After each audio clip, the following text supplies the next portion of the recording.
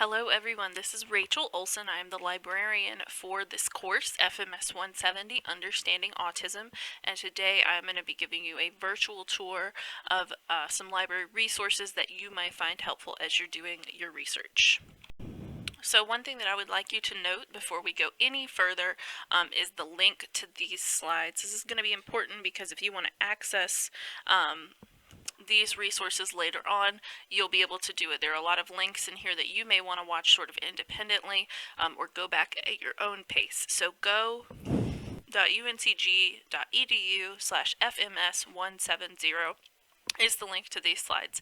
When I put this video on YouTube, I will also put all of the links in the description that I work with today. So we're going to talk through some basic library website navigation things. We're going to talk about developing keywords, evaluating information. We're going to think about popular sources and scholarly sources. What are the differences? Some things to be aware of. Then I'm going to give you a demo and some tips on how to search in a database called PsycInfo.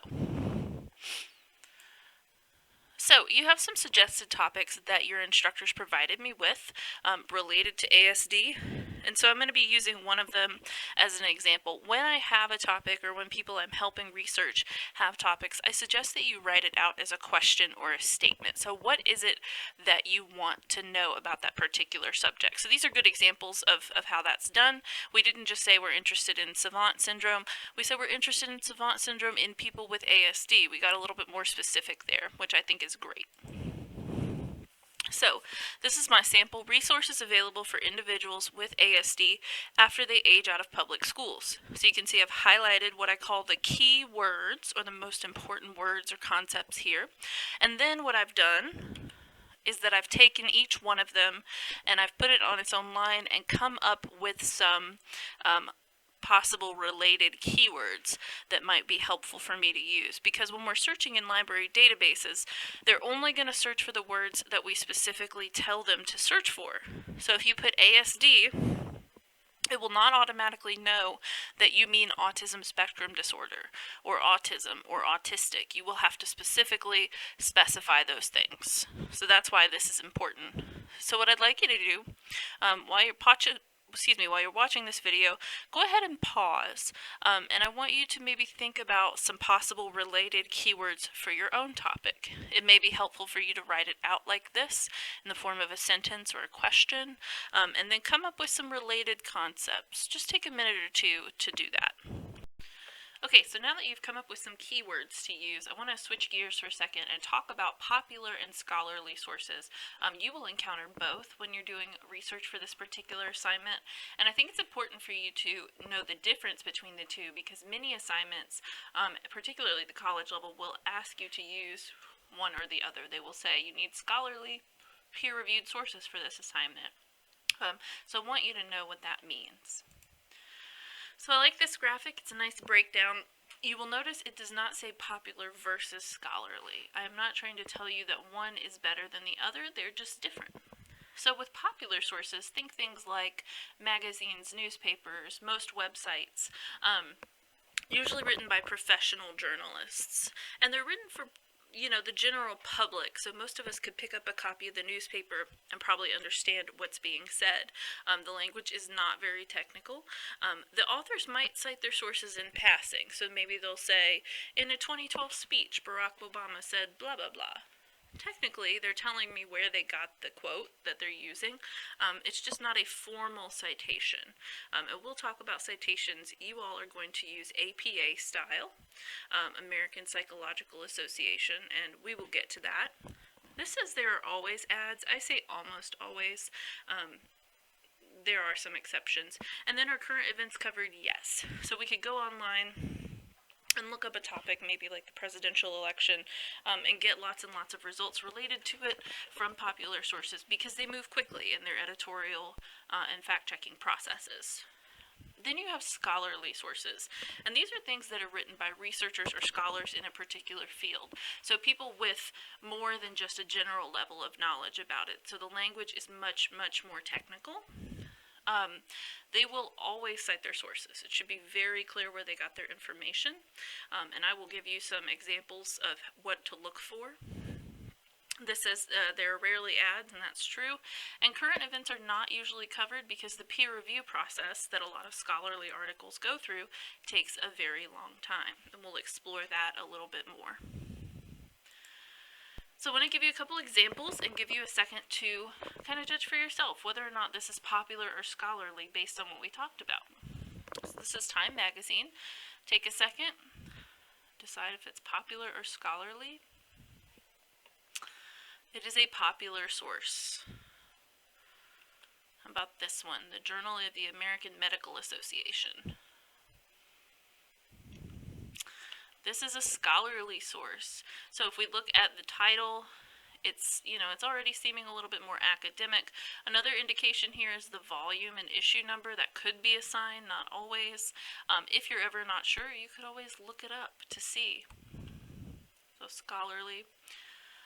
The LA Times newspaper. That is popular.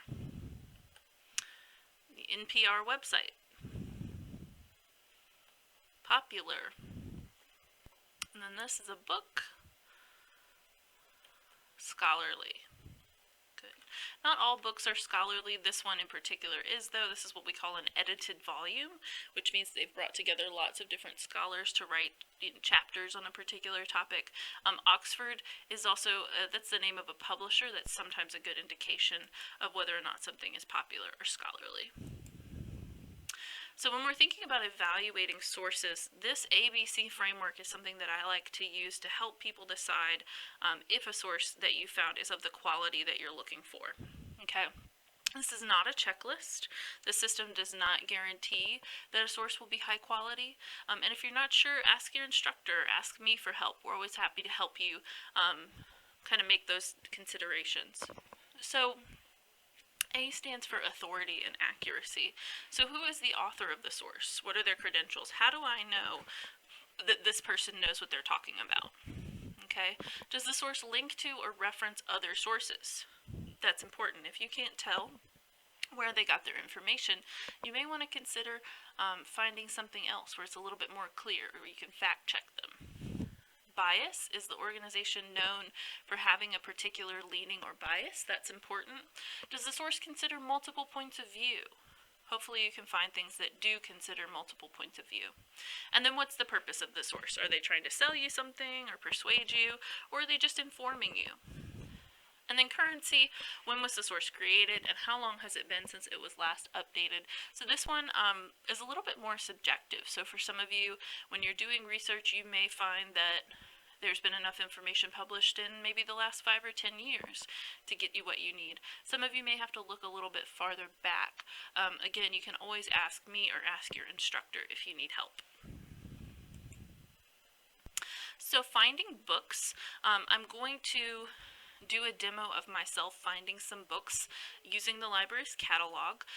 Before I do that, I want to point out this video, which again you will have the link in these slides. You'll have the link to the slides, which has the link right here. This is a nice 5-minute overview of how to use the library's catalog, so you can definitely access that later on if you would like a review of how to do it. But what I'm going to do is go to library.uncg.edu. I'm going to use this red box, and what I want to say is that all the resources that I'm showing you today, all the e-resources, are available to you on campus and off campus. So we've switched over to some online instruction now. You'll still be able to access the e-books that I'm about to help you find. So let's do a search for autism spectrum disorder, and click search. Okay, I've got 168,000 results that you can see right here. Excuse me. On the left side, under Held By, I'm going to click the filter next to UNCG University Libraries, the box. Okay, that cut it down quite a bit. Next, under Format, I'm going to click Book. And you, if you are not on campus, you may actually want to click ebook specifically. Right now this is showing me both print and ebook results. And the publication year, let's say the last 10 years, why not?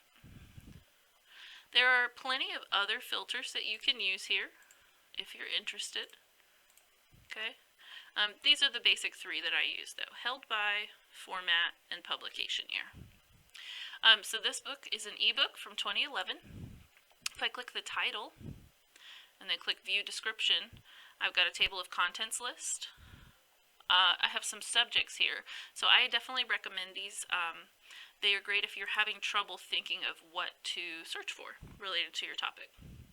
If you click View eBook, it will take you to the ebook page, and I could click Read Online over here, or I could look at the table of contents. Normally, with a project at this level of coursework at least, we're not asking you to read the entire book. We would be asking you to pick a chapter or two that looks particularly relevant to the research you're doing and analyze and cite that. So maybe I'll click this. It takes me to that chapter. You can download a certain amount of pages from each ebook if you want to as a PDF. You can also search within the book. So if I search birth, it's mentioned 11 times, and I could actually click it and go directly to where it is mentioned in the book. Different ebook platforms look different. Let's see if I can find a different example. This one is from a different company, and so the view looks slightly different, but it's the same basic concept. Chapters are broken up. I could click PDF, and it gives me a PDF that I could then download, print, can be flexible with it. So that is how to find books using the library's catalog. Alright, so let's talk about scholarly journals and peer review. Again, we talked about scholarly sources and popular sources, so let's dive into what scholarly kind of looks like a little bit more. So peer review is a process that some scholarly articles go through. It's basically an extra test of quality. So three characteristics that usually define these articles are: number one, a scholarly author; number two, formal citations; and then number three, published in a peer-reviewed journal. And I'll show you an easy way later on to make sure that you're looking at things that are published in peer-reviewed journals. So, how to tell if an article is peer-reviewed? You can always Google the title of the journal and the words peer-reviewed, or you can use the peer-reviewed filter in databases. And again, we will cover that. This video is from NC State's libraries, and it is a really nice overview of the peer review process and how it works. So I would encourage you to pause this video and look in the description under this YouTube video, and then click the link to the peer review in 3 minutes feature from NC State Libraries. I highly encourage you to check that out. Okay, so now let's actually go into a library resource that you may find useful. uncg.libguides.com/psy. This is the library guide for psychology. So every subject that's taught here at UNCG has its own library guide and librarian assigned to work with students in that area. This is the one for psych. So on the right you have me, my contact information. If you want to schedule an appointment, you click Schedule Appointment.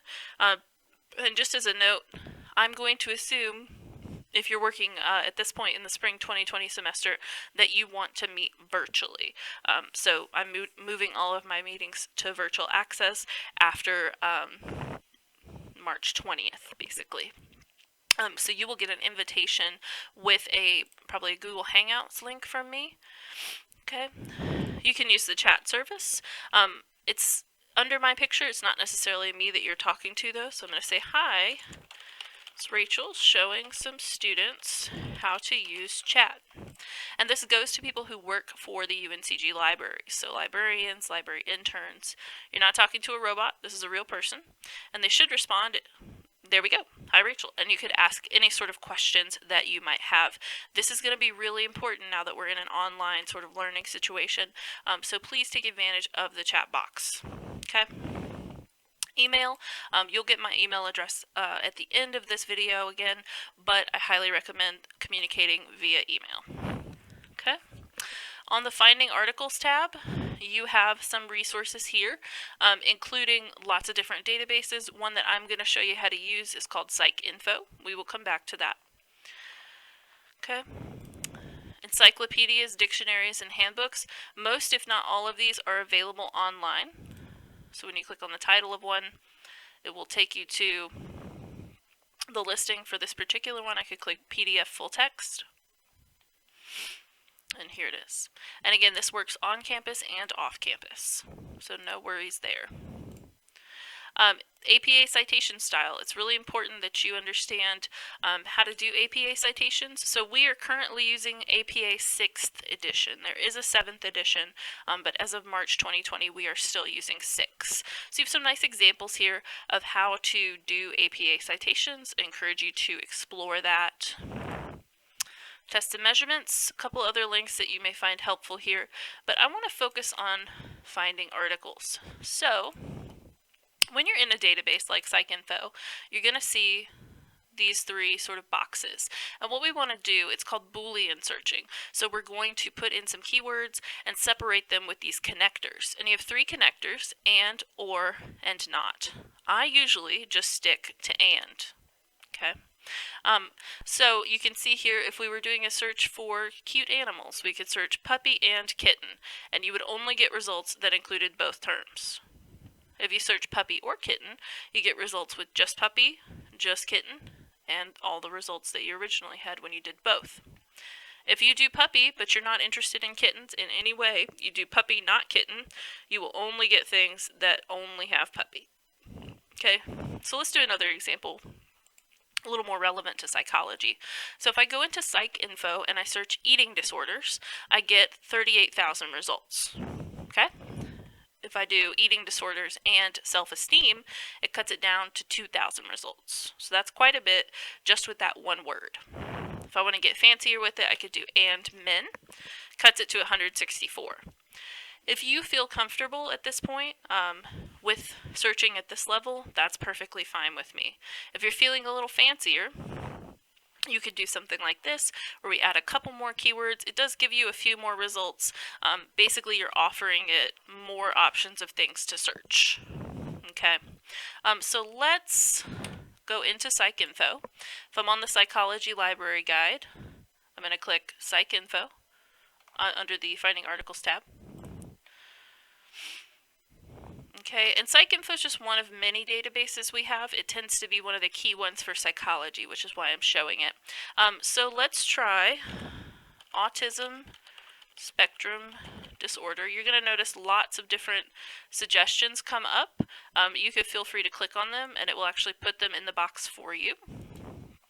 Maybe I will try K-12, or you'll notice all these other suggestions. I'm going to use those. And let's do resources or support or programs or awareness. Great. So I'm telling it, okay, database, find me a combination of articles that include at least one of the terms from the first box, and a term from the second box, and a term from the third box. Now I'm going to click search. And I have 971 results. It's a little too many, so I'm going to do something similar to what I did when we were looking for books. I'm going to use my filters on the left side. These are important. I'm going to use limit to linked full text.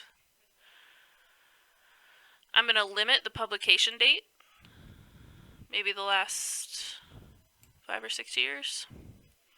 That cuts it down. What I like about PsycInfo is that there are lots of different filters that you could use here. So one of my favorites is age. So if you are interested in this particular topic in school-age children, they have an option for that. So I could click school age, and here it is. I could go under methodology. If I'm specifically interested in studies where they interviewed people, for instance, I click interview, let it refresh, and here's some results. Many other filters that you could use here. I recommend exploring them for sure. So I have 13 results left. I am going to click on the title of an article. Okay. And I have lots of information here, including the title, the author, the source, the abstract. The abstract is a summary of the article. So you want to read the abstract first, decide if the article is what you're looking for, and then you scroll up, and you're looking for something at the top that says either PDF or HTML full text. You click it, and here is the article itself. Okay. You could download, print from here. You could go back, If you want to send yourself a link to this article, there's a couple ways you can do it. The easiest, in my opinion, is the email tool on the right. Click email, and here it is. Or you can click permalink, and there's a link, and you could actually take that, send it to yourself. Do not just send yourself this link that's at the top of the page. I know that's tempting, but that is not a permanent link. It will not work later. So you want to grab the permalink or use the email tool. Another tool I want to point out is Cite. If you click Cite, scroll down to APA, there is an APA citation for this article. As far as I can tell from glancing at it, it looks correct to me. But what I would do if I were you, take this citation, and let's go back to your LibGuide, in this case the Psychology LibGuide, click APA citation style, and take the time to compare this citation to the examples here. Make sure it lines up. We've got lots of other links here related to APA style citations that I would highly recommend that you use. Okay? And those are the very basics of how to find an article using PsycInfo. Okay, so just a couple more things that I want to say before we're done is the citation guide, which I will link to, uncg.libguides.com/citation, has an APA style tab that you may find particularly helpful. It's a little bit more expansive than the one you saw on the Psychology LibGuide, so you may want to check that out. So I'll make sure that that is in the links below the description here. I'll also include the resources on finding books and the peer review article. I also did a video a while back of myself using Academic Search Complete, which is another database that we have here that's pretty similar to PsycInfo, so you might be interested in that as well. Both of those videos are only about 5 minutes long, so it may be worth your time. If you need help at any point, I am available. My email is rachel.olson@uncg.edu.